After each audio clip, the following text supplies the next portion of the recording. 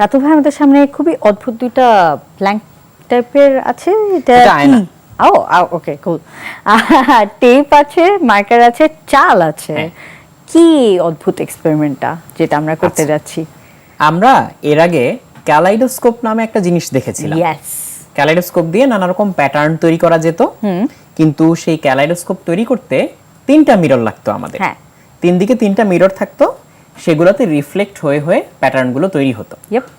তো এর কম মিরর দিয়ে ক্যালাইডোস্কোপের মতো একটা জিনিস তৈরি করা যাবে কিনা? হ্যাঁ, সত্যি কথা হচ্ছে আমরা কিন্তু দুটো মিরর দিয়েও ক্যালাইডোস্কোপের মতো জিনিস তৈরি করতে পারবো। কিন্তু প্যাটার্নটা ডিফারেন্ট হবে। তাহলে দুটো মিরর দিয়ে কিভাবে এরকম ক্যালাইডোস্কোপের মতো ইফেক্ট আনা যায় সেটাই আমি আজকে দেখাবো। ওকে, লেটস গো। এটা করার জন্য এরকম দুটো মিরর লাগবে, একই রকম দুটো মিরর। হ্যাঁ, যে কোনো শেপ হলেই চলবে, বাট যদি একই শেপ হয় তাহলে ভালো। আচ্ছা, আমি একটা টিস্যু পেপার দিয়ে এই মিররগুলোর সামনের অংশটা পরিষ্কার করে নিলাম, হ্যাঁ, যাতে আমরা স্পষ্টভাবে দেখতে পারি। ঠিক আছে। এই দুটো মিরর এখন টেপ দিয়ে জোড়া লাগাতে হবে। আমি দেখো এটা উল্টে নিচ্ছি। হবে না?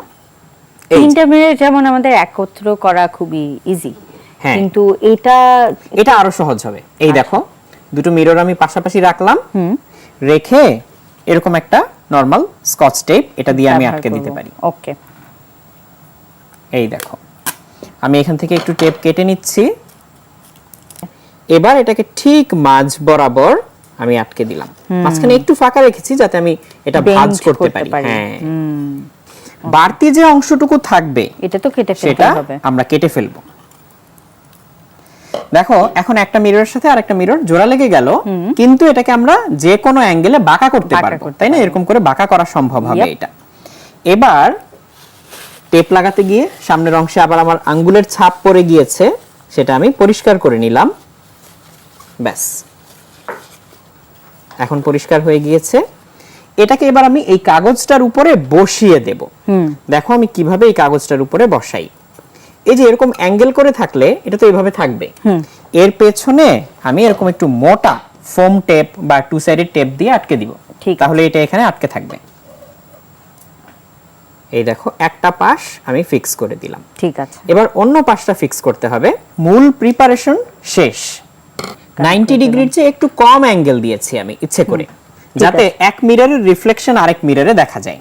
হ্যাঁ, ওকে। তুমি সামনে থেকে তাকালে এখানে অনেকগুলো দাগ দেখতে পাচ্ছো। দেখো এই যে আমি নাড়াই, অনেকগুলো, হ্যাঁ, ও চারটা সারফেস মনে হচ্ছে, কিন্তু আসলে না। এবার আমার সামনে কিছু চালের দানা আছে, আমি এখানে এক ছোট্ট এক টুকরো কাচের উপরে এগুলো ঢেলে দিলাম। তুমি এই মার্কারটা নাও, নিয়ে এই মার্কার দিয়ে কয়েকটা চালের দানা রঙিন করে দাও। ওকে, আমি এখানে অন্য আরো কয়েকটা চালের দানা রঙিন করে নিচ্ছি। ভালো করে এই চালের দানাগুলোতে রং মাখিয়ে নাও। তুমি চাইলে ফুড কালারও ব্যবহার করতে পারো, বা এই যে এরকম দেখো এখানে রেখে জাস্ট এরকম ট্যাপ করলেই এগুলো রঙিন হয়ে যাবে। ওকে, এই যে আমার কয়েকটা নীল হয়ে গেছে অলরেডি। এবার আমি এই নীল রঙের চালের দানাগুলো এই মিররের সামনে ফেলে দিচ্ছি। সাদাও কয়েকটা দিচ্ছি, এবার তুমি লাল কয়েকটা ফেলে দাও। আমি এখানে সবুজ কয়েকটা দাগ দিয়ে নিচ্ছি, তুমি লাল কয়েকটা দাগও দিয়ে নাও।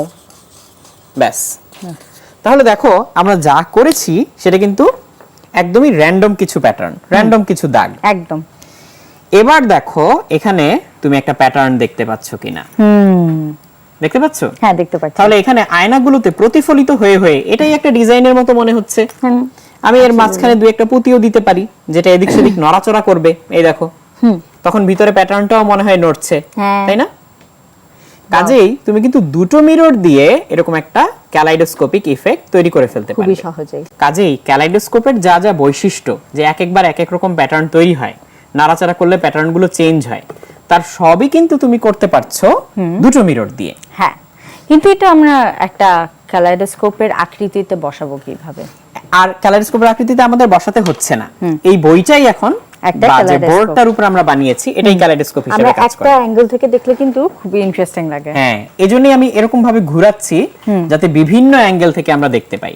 এমনকি এখানে আমরা আমাদের পছন্দ মতো যে কোনো বড় বড় অবজেক্টও দিতে পারবো। যেমন আমি এই যে এই ক্যাপটা দিলাম, এটা ক্যালাইডোস্কোপ থেকে একদিকে বেশি সুবিধা কি কারণে? ক্যালাইডোস্কোপের ভেতরের জিনিসগুলো তো ফিক্সড, আর এখানে আমরা যে কোনো জিনিস দিয়ে দিয়ে রিফ্লেকশন করে করে দেখতে পারি কেমন দেখা যায়। তাহলে এরকম দুটো মিরর দিয়েই আসলে একটা ক্যালাইডোস্কোপিক ইফেক্ট তৈরি করা যায়। তুমি তোমার মোবাইলের ক্যামেরাটা ঠিক একটা নির্দিষ্ট অ্যাঙ্গেলে রেখে প্যাটার্নগুলোর ছবিও তুলতে পারো, দেখবে অদ্ভুত সুন্দর লাগবে। হ্যাঁ তাই তো। হ্যাঁ, এবং এটাকে একটা অ্যাঙ্গেলে আর কি আমরা দেখতে পারলে মানে সবচেয়ে বেস্ট এফেক্ট, উপর থেকে যদি আমরা দেখি তখন বেস্ট এফেক্টটা পাই।